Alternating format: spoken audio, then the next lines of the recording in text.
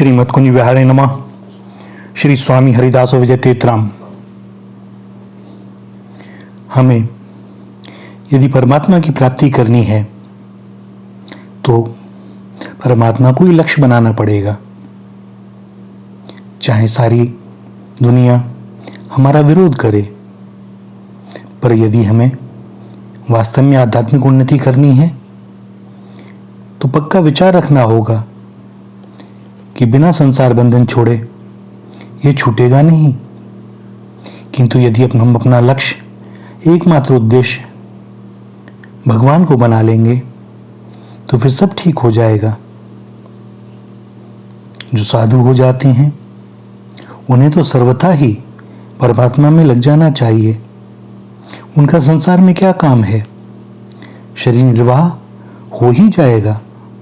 कैसे होगा यह चिंता करने की कोई आवश्यकता ही नहीं। जिसके हो गए वह जानेगा कि निर्वाह कैसे होगा, अर्थात भगवान ही जानेंगे। जिस प्रकार कन्या का विवाह हो जाता है और जब वो विदा होती है तो कभी किसी भी कन्या ने अपने माँ बाप से नहीं कहा कि मेरे साथ कुछ अन्न वस्त्र रख दीजिए, पता नहीं कल को वहां मिलेगा कि नहीं मिलेगा, ये मुझे भूखा तो ना रखेंगे, आपने अन्न तो बांधा ही नहीं।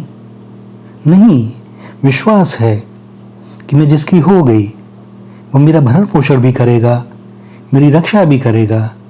कोई भी विपत्ति आएगी तो मेरे से आगे मेरे सामने खड़ा हो जाएगा। ऐसा ही भक्त और भगवान का संबंध होता है। जो भगवान का आश्रित हो गया उसकी रक्षा, उसका योगक्षेम सब फिर भगवान ही करते हैं। प्रायः हम लोग समझते हैं कि हम पहले अपने जीवन निर्वाह का प्रबंध कर लें, खूब सारे रुपए जमा कर लें, संपत्ति इकट्ठी कर लें, उसके बाद भजन करेंगे। हमारा ऐसा भाव हमारी आध्यात्मिक उन्नति नहीं होने देता। आप देखें, संसार में जिन्होंने अकूत संपत्ति कमाई है उनकी जल्दी आध्यात्मिक उन्नति नहीं होती। रुपयों का संबंध, संपत्ति का संबंध हमारी आध्यात्मिक उन्नति में बाधा डालता है। किंतु जिनके पास कुछ नहीं है, जिन्हें यह भी नहीं मालूम कि आज का भोजन कहाँ से आएगा, उनकी जितनी जल्दी उन्नति होती है उतनी जल्दी संपत्ति वाले की, साधन करने वाले की नहीं होती। क्योंकि उसके भीतर कहीं ना कहीं अपनी संपत्ति का, रुपयों का, धन का सहारा रहेगा। और जिसको धन के सहारा है उसका कल्याण कैसे होगा, यह निश्चित बात है।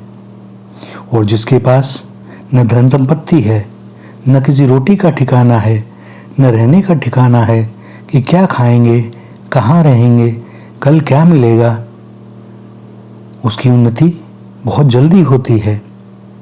यह अनुभव सिद्ध बात है।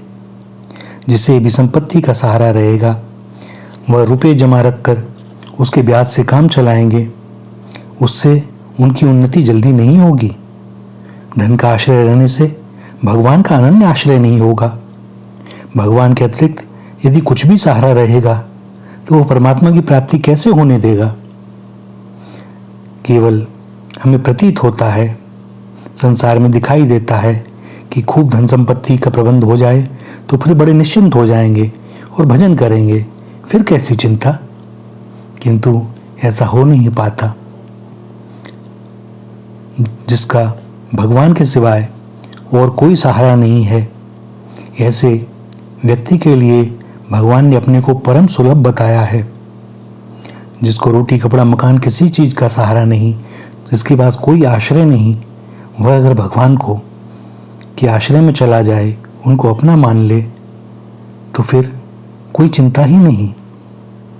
बहुत से व्यक्ति कहते हैं कि हमारे पास धन संपत्ति नहीं है, धन संपत्ति होती तो हम भजन करते। किंतु यह बिल्कुल मिथ्या बात है। धन संपत्ति होने से भजन होता नहीं। धन संपत्ति का सहारा दिखाई तो अच्छा देता है पर अच्छा है नहीं। जिसके पास कुछ नहीं है किसी का भी सहारा नहीं है, उसके ऊपर भगवान की बहुत शीघ्र कृपा होती है, वह बड़ा भाग्यशाली होता है। सहारा लेना ही है तो नित्य परमात्मा का लें। अनित्य का सहारा दिखता तो ठीक है, पर उससे कोई लाभ नहीं होता। धन संपत्ति जमा हो जाएगी, खूब सारे रुपए जमा हो जाएंगे, तो उनका ब्याज आ जाएगा। उस ब्याज से हमारा जीवन निर्वाह होता रहेगा और तब हम निश्चिंत होकर भजन कर पाएंगे। यह असत का सहारा है। और यदि हम भगवान को पाना चाहते हैं तो असत का सहारा छोड़ना ही पड़ेगा और भगवान का अर्थात सत का ही सहारा लेना होगा। इसलिए संसार में किसी का भी सहारा मत लो, न वस्तु का न व्यक्ति का। सत्संग से भी लाभ लो, पर उसका भी सहारा मत लो। गुरु से भी लाभ लो और भगवान का ही सहारा लो गुरु के द्वारा। जिसका कोई नहीं होता उसके भगवान होते हैं, परंतु जिनको दिखता है कि हमारे पास रुपये हैं तो हम भी भजन करें, वह भजन नहीं कर सकता। आप संसार में देखें, जिनके पास रुपये हैं, धन संपत्ति है अकूत, वे कितना भजन कर पाते हैं। वे सत्संग में भी चले जाएं तो ज़्यादा समय तक ठहर नहीं सकते, क्योंकि कहीं ना कहीं उनके पास कोई ऐसा काम होता है, कभी किसी मीटिंग में जाना है, वहाँ का समय निश्चित है। वो उनका सारा जीवन एक बंधन में पड़ा हुआ है, वे ज़्यादा देर सत्संग में बैठ ही नहीं सकते। संसार का सहारा बिल्कुल काम का नहीं है। वह व्यक्ति भगवान को अत्यंत प्रिय होता है जिसके पास कोई सहारा नहीं है। स्वयं भगवान कहते हैं, हम सदा से अकिंचन हैं और अकिंचन लोगों से ही हम प्रेम करते हैं तथा अकिंचन लोग ही हमारे से प्रेम करते हैं। कुंती देवी भगवान से कहती हैं, आप उन लोगों को दर्शन देते हैं जो अकिंचन हैं। इसलिए जिसके पास एक भगवान के अतिरिक्त अपना करके कुछ नहीं है, वह बड़ा भाग्यशाली है। उस पर भगवान की बड़ी भारी कृपा है। संसार को अपना मानने से धोखा ही मिलता है। संसार का सहारा टिकने वाला नहीं है, एक दिन छूट जाएगा। इसमें तनिक भी संदेह करने की आवश्यकता ही नहीं। अगर मन में धन का सहारा पकड़ा हुआ है कि हमारे संचित धन से ब्याज आता रहेगा और हम बड़े आराम से भजन करेंगे, तो भजन रुपयों का ही होगा। किसी महीने ब्याज ना आई तो चित्त केवल उन रुपयों में ही रहेगा। कब आएगी, अब तक क्यों नहीं दिए उसने पैसे, कहीं वो पैसे डूबने वाले तो नहीं हैं, अगर डूब गए तो आगे हमारा जीवन निर्वाह कैसे होगा। इस प्रकार असली चिंतन केवल रुपयों का ही होगा। अगर संसार का सहारा छोड़ देंगे तो फिर केवल एक भगवान का ही सहारा रहेगा। जिनके पास कुछ नहीं है और भीतर से कोई इच्छा भी नहीं है, वे बड़े सौभाग्यशाली हैं। मेरा कुछ नहीं है और मेरे को कुछ नहीं चाहिए, ऐसा भाव रखने वाले के जीवन निर्वाह में कभी कमी नहीं आएगी।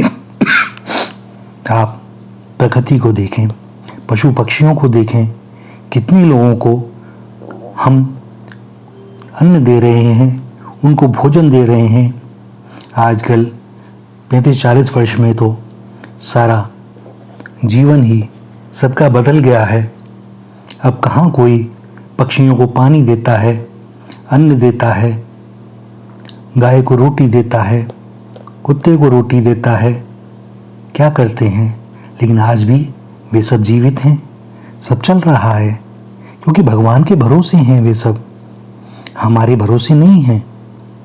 किसी संत को देखें, कुछ नहीं है उसकी झोली में, न कोई जमीन जायदाद है, न जीविका है, फिर भी वे चल रहे हैं और भगवान का नाम ले रहे हैं।